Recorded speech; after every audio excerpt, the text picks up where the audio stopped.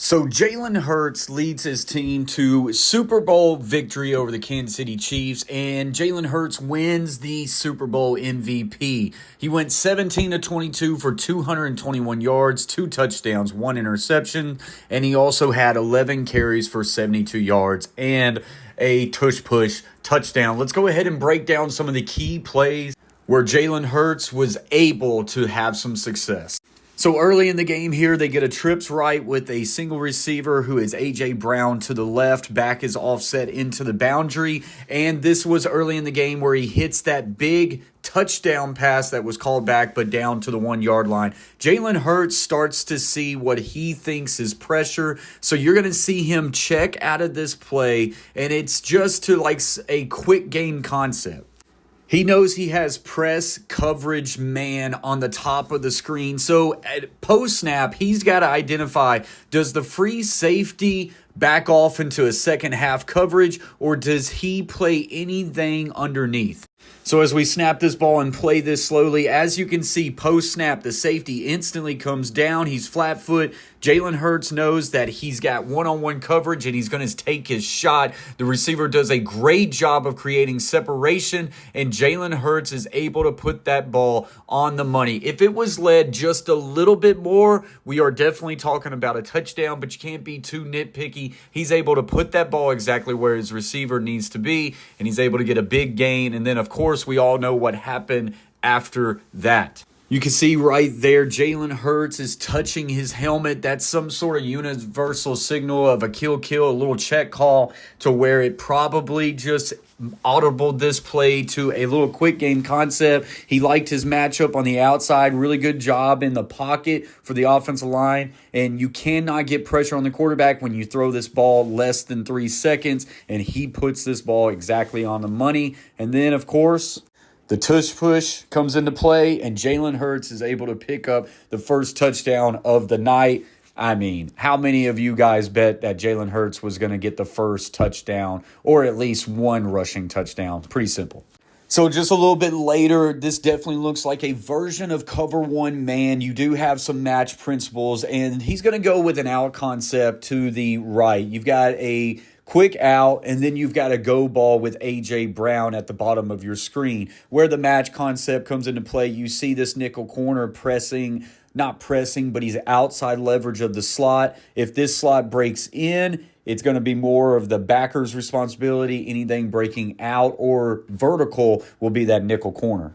That's what I would assume. As we snap this ball off, he's going to get his eyes working to the out concept. And as soon as that nickel corner bites on this out ball, he knows he's got one-on-one, very similar to the last time. But he sees this corner. He playing with pretty good leverage on the wide receiver. So he places this ball for a back shoulder. And this is something that, of course, him and A.J. Brown have worked on time and time again in practice. And they've executed it all throughout the season. And this is a perfectly placed ball, back shoulder, to where it's really only going to be A.J. Brown or no one else, and an incompletion. Good job just slide stepping ever so slightly to a little bit cleaner of a spot in the pocket, and he places his ball outside shoulder of A.J. Brown. A.J. Brown does a really good job of turning his body around, using his big body leverage to body that ball and get a good first down.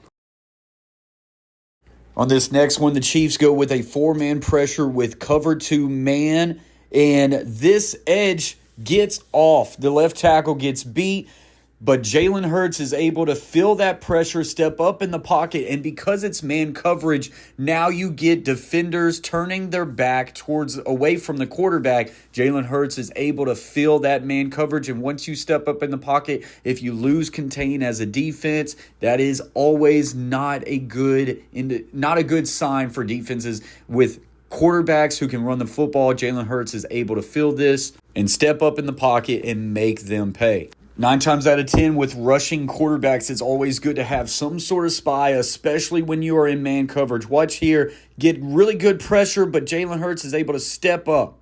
Once he avoids that pressure, just look at the green grass due to the man coverage running off defenders. He's able to recognize that. He just tucks the ball down, and now it's get what you can get. But then what's great about Jalen Hurts, he's been doing a really good job of not taking unnecessary hits. He gets to the end of this play, and then he just slides down, protects the ball, protects himself, and it's a big chain-moving play.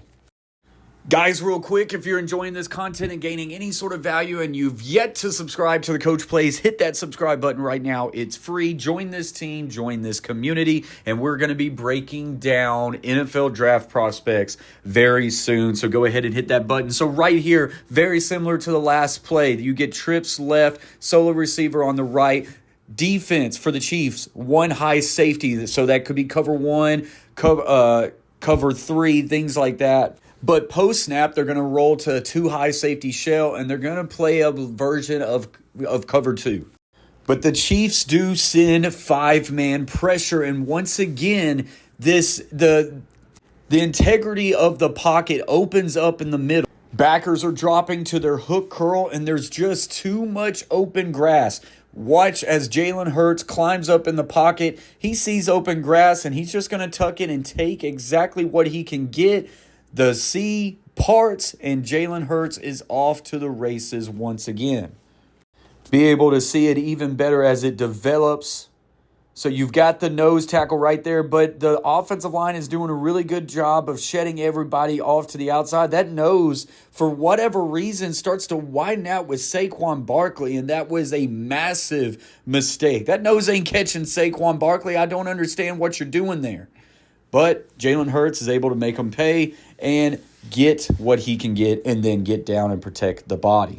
Jalen Hurts doesn't just use his mobility for getting rushing yards. Of course, he's really good at extending the play, but then keeping his eyes down the field. Right here, Saquon Barkley, his responsibility is just to run a swing. It's not a wheel route. As he runs this swing, the play then starts to break down, and Jalen Hurts now is forced to extend this play and escape the pocket. As soon as he starts to extend this play and escape the pocket, really good awareness right here by Saquon Barkley to get, this is now a scramble drill rule. If you're shallow, go deep. If you're deep, get back to shallow and also work towards the quarterback. This is what we tell our guys, and Saquon does a great job.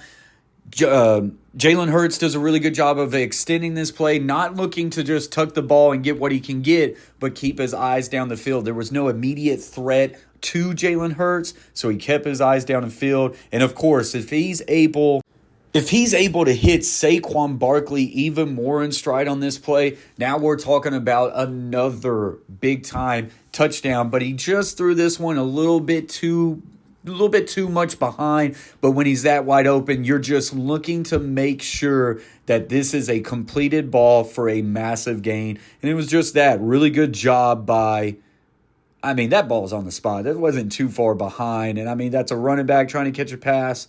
Like Tom Brady said it, every now and then you're going to get running backs bobble catch, but as long as they catch it, look, the gain is now down inside the 5. Really good job by Jalen Hurts and Saquon Barkley being on the same play, being on the same page and executing that scramble drill.